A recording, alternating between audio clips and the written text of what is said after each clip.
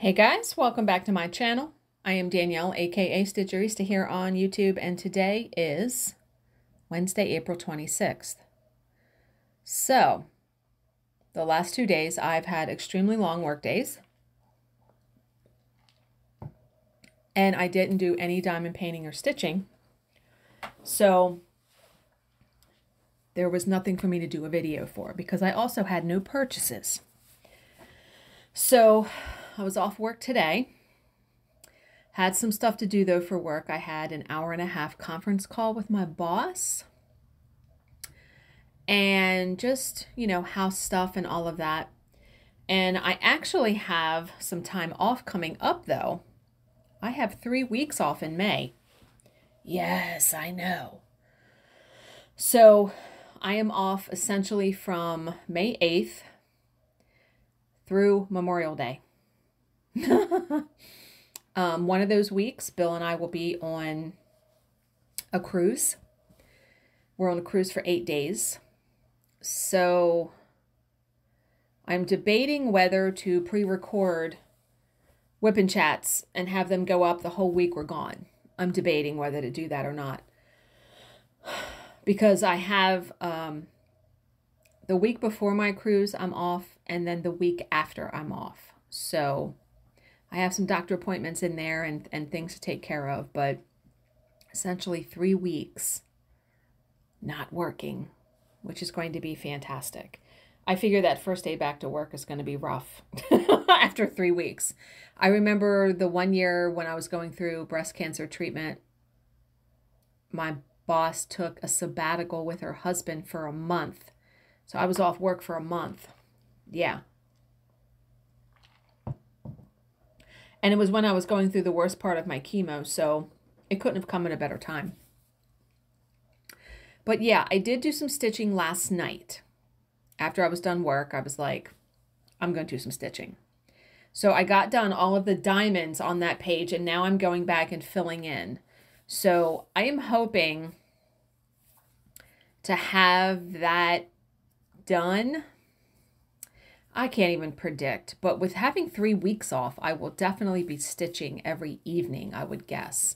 I'm not going to take my stitching on the cruise because I'm only taking my book with me. I'm not taking any crafts or anything.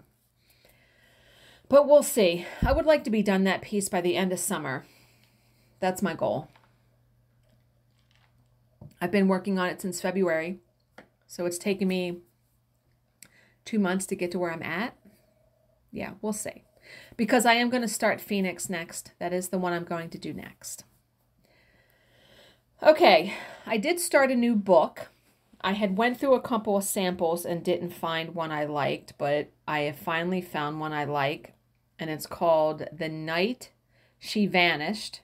And it is by, let me see here. The Night She Vanished by Wendy Dranfield. So the premise is a missing daughter, a devastated family, a secret they would kill to keep. 12 years ago, I escaped my small Midwestern hometown and never looked back. Now, sitting on my porch in the sun with my handsome husband, my old life couldn't feel further away. But my world comes crashing down when I answer the phone to the one person I had never thought I'd hear from again, my mother. And when she utters 4 little words, my heart stops in my chest. Your sister is missing. I know everyone will be doing all they can to search for Amy, sending my perfect parents home-baked cookies and sharing in their grief, because everyone looks up to Ron and Debbie Chambers, the town sheriff and the dependable midwife. But the neighbors don't know what I know, and they wouldn't believe me if I told them. I'm convinced this isn't the first time a young girl has gone missing because of them, and it's why I ran away all those years ago. So now I have no choice but to return. I'm the only person who knows what they're capable of. I'm the only one who can find my little sister, or so I thought. As the closer I get to discovering the truth, the less sure I become of everything, and by the time I find out, will I be too late to save her? Was returning home the deadliest thing I could have ever done? And this book is on Kindle Unlimited, so It's so good though. I'm enjoying it very much. And I plan on reading. Frida McFadden is coming out with a new book on May 8th. So I plan on making sure my Kindle is loaded up with that for the cruise, because I won't have internet service. So that's another thing. I will not have internet service during the cruise because they require you to pay for an internet plan and to get the Wi-Fi, and I don't want to pay it. So I won't be able to answer questions, respond to comments at all during that week. And my birthday actually falls within that week we are on the cruise. So in advance, I'm going to thank whoever wishes me happy birthday on Facebook and all of that. I will not be able to respond until we are back. Okay, but that book, very good. All right, so we are going to read another cold case today. I did get done this one square on the diamond painting on Sunday after I did the WIP and chat. So I have the next square that I'm currently working on, and then one more larger section, and I will be done. And I am torn whether I want to do Tea Rose Fairy or Queen of the Snow Fairies next. Someone sent me a picture of their in progress Tea Rose Fairy. It's so gorgeous. I am debating. I don't know. I know I'm going to complete those two. I just don't know in what order. I think I'm just going to wait, and I'm going to pull out the kits again when I go to kit it up, and it's just going to strike me in that moment. God's going to tell me which one I should do next. Okay. So this story is called If You Tell.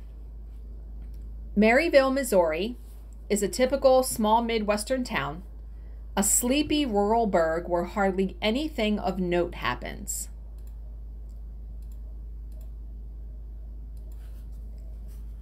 But back in the early 90s, the jurisdiction was dealing with a serious meth problem.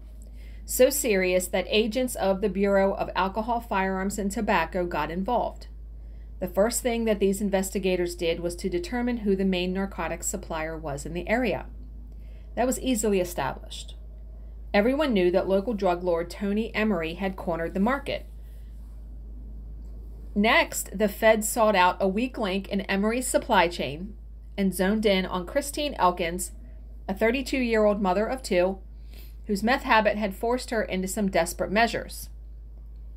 Christine had taken to running drugs for Tony Emery to fund her own consumption. Picked up on possession with intent to distribute, she was given a stark choice: cooperate or face a long prison term. And she chose to cooperate, of course. I mean, who wouldn't, right? The first task that the ATF assigned to Christine was a tough one. They asked her to wear a wire to her next meeting with Emery.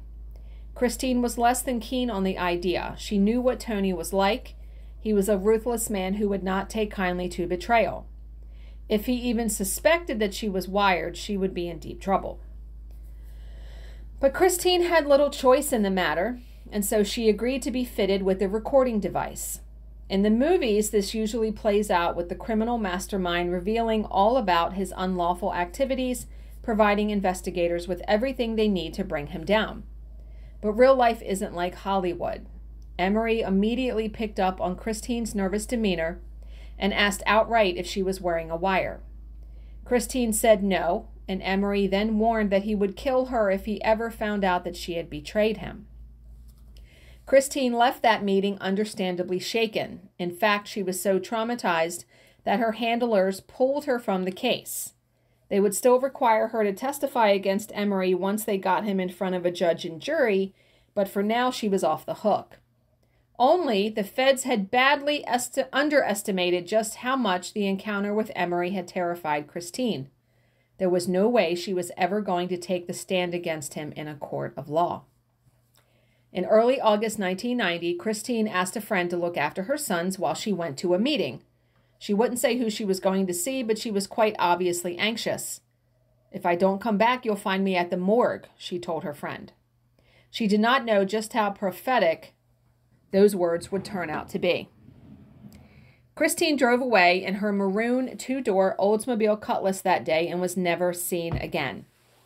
A search was launched for her, of course, one that involved local cops, the ATF, and the Missouri State Police, and it came up empty. Christine had vanished from the face of the earth. More than likely, Tony Emery had gotten to her, and if that was the case, she was probably lying in a shallow grave somewhere. That theory was given credence 3 weeks after Christine's disappearance, when an inmate named James WIP provided a tip-off to investigators. WIP was a meth cook and one-time associate of Tony Emery and his cousin Herb. Herb, I'm sorry. I said Herb like chives or something. It's Herb. According to him, he had heard Tony and Herb discussing the murder of a female informant. In exchange for a sentencing consideration, he would be prepared to meet with Herb and get him to admit to the murder on tape. And so a deal was struck. 3 months after Christine went missing, James WIP met with Herb Emery in a restaurant parking lot while ATF agents sat in a van nearby listening in. WIP was more practiced at this kind of deception than Christine. He did not ask Herb directly about the murder. To do so would arouse suspicion. Instead, he told Herb that he had a body to dispose of and asked for the best method of doing so. Herb said that he should place the corpse into the trunk of a car and then sink it to the bottom of a rock quarry. He hinted that it was a method he had used in the past, I'm sure. It wasn't an admission of murder, but it did at least give a hint as to what might have happened to Christine. Based on what Herb Emery had said, it seemed likely that she and her vehicle had been submerged in a body of water in the area. The next step was to identify potential sites. There are hundreds of waterlogged quarries scattered across the Midwest, but the investigators reckoned that the Emerys would not have driven too far from their home base. To do so would put them at risk of being pulled over in a random traffic stop. Then they would be caught red-handed with a corpse in the trunk. The search area was thus restricted to a 75-mile radius around Maryville. That still left dozens of locations to search, but the cops went about it methodically, ticking off one location after the other. The operation would take several months to complete. By the end of it, they were left empty-handed. The search for Christine had failed, but the operation to nail Tony Emery on drug charges went on. Fortunately, the police now had an insider in Emery's operation. James WIP was still playing ball. In the summer of 1991, a sting was set up. WIP arranged to sell several pounds of meth to Emery for $20,000. The transaction was completed under the surveillance of ATF agents and caught on camera. Tony and Herb Emery were arrested on the spot. They were later convicted of conspiracy to sell meth and sentenced to 9 years in federal prison. But still, the cops were dissatisfied. Tony Emery wasn't just a drug dealer, he was a killer. He needed to answer for the murder of Christine Elkins. With the cousins now safely behind bars, focus shifted to solving that homicide.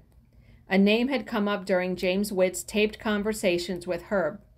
Bobby Miller was a known associate of the Emerys who was currently serving a jail term in Colorado. Investigators believed that he might have been present when Christine was killed and tried to get him to talk about it. Miller was offered a deal, but was so terrified of Tony that he refused to say anything. 6 years passed without progress in the case. Then, in September 1996, came an unexpected break. Bobby Miller's lawyer contacted the ATF and said that Miller was willing to speak in exchange for full immunity on murder charges. A deal was struck, and Miller provided investigators with the first clue as to Christine's fate. According to Miller, Tony Emery had told him to hire a truck that day and bring it to his property in Maryville. Miller was sitting in the vehicle when Christine arrived, driving her maroon Cutlass. He saw her enter the building. Moments later, he heard screams coming from the house. Panicked, he started up the truck and drove away. That, Miller insisted, was all he knew. Sus. The lack of detail in this account was frustrating to investigators, but at least they could now place Christine in the company of Tony and Herb Emery on the night she disappeared. It wasn't much, but it was a start. Next, they began looking into other associates of the Emery cousins, and this is what led them to Dana Kleiser. Kleiser wasn't involved at all in the Emery's criminal enterprise. His only connection to the cousins was that Tony had once dated his sister. However, he did have important information about the night Christine went missing. According to Kleiser, Tony had arrived at his home that night wanting to borrow some gas. He had then asked for the location of the nearest boat ramp. Wary of Emery's reputation, Kleiser wasn't about to question him on the issue. He agreed to accompany him to a ramp on the Missouri River. Once he had done so, Emery told him to leave.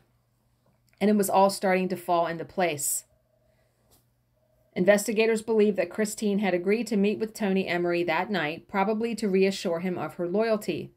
However, she had walked straight into a trap. Tony and Herb were waiting for her and killed her inside Tony's rented property. Then they loaded her body into the trunk of her Cutlass and drove to the Missouri River, Herb at the wheel of Christine's car, Tony following. Tony had stopped at Dana Kleiser's home asking for directions to the boat ramp. Then, after Kleiser left, they consigned the Cutlass to the murky depths of the Missouri with Christine inside. All the investigators had to do now was recover the vehicle, and they would be able to make their case. But herein lay the problem. Christine had disappeared in 1990, almost 7 years ago. In 1993, Missouri had suffered some of its worst flooding in modern history. The river had burst its banks, leaving approximately 320,000 square miles underwater and causing an estimated $15 billion in damages. Wow. The Missouri is a fast-flowing river under normal circumstances, but the flood had turned it into a raging torrent, more than capable of sweeping a submerged car away. For all the police knew, the vehicle might be in the Gulf of Mexico by now. And so the ATF turned to outside experts, enlisting the help of a nonprofit organization called NecroSearch. This Colorado-based group of scientists helps law enforcement agencies to locate clandestine graves and hidden bodies. In this case, they started by surveying the river, using currents and depths to calculate the best place to look. It came down to a 6-mile stretch of water downstream of the boat ramp. Here they employed an instrument called a magnetometer, a torpedo-shaped device that measures changes in magnetic fields under the water. Incredibly, 11 cars were located along this short stretch of river. Good night, 11? Divers were then sent to the depths to get a visual on the vehicles. Within hours, one of them surfaced, holding a Missouri license plate aloft. Christine's car had been found. Brought to the surface, the vehicle would give up its macabre secret. Christine's body was in the trunk, wrapped in a carpet. She had not died easily. The autopsy would identify severe fractures and a large hole in her skull. Christine had been beaten to death with some blunt instrument. Oh my God. Tony and Herb Emery were just weeks away from freedom when investigators arrived with murder warrants. Faced with the prospect of life without parole, Herb cracked, struck a deal with prosecutors, and agreed to testify against his cousin. According to Herb, Tony had lured Christine to his house that night by offering to pay her off in exchange for her silence. However, it was never his intention to make good on that promise. The plan was always to secure her silence the old-fashioned way, by assuring that she would never be able to tell. Herb swore that he had not laid a hand on Christine. Tony had insisted on taking care of her himself. He had beaten her to death with a heavy-duty flashlight. Oh my God. Herb Emery entered a guilty plea at his trial and accepted a term of 22 years behind bars. Tony Emery was convicted of first-degree murder and sentenced to life without parole. So his days as a ruthless thug, a drug dealer, a cold-hearted killer are done. He will die behind bars. Wow. How awful, though. I mean, that was a pretty, when you really think about the cases I've read, that was fairly mild, but still just horrific. I mean, anyone that dies a violent death like that, I really, really feel for them and sympathize. So I hope you guys enjoyed seeing the diamond painting a little bit and hearing this true crime story. As always, if you have any questions, please leave them in the comments section below, and I will answer them to the best of my ability. Thank you so much for watching and subscribing, and I will see you in my next video. Bye, guys.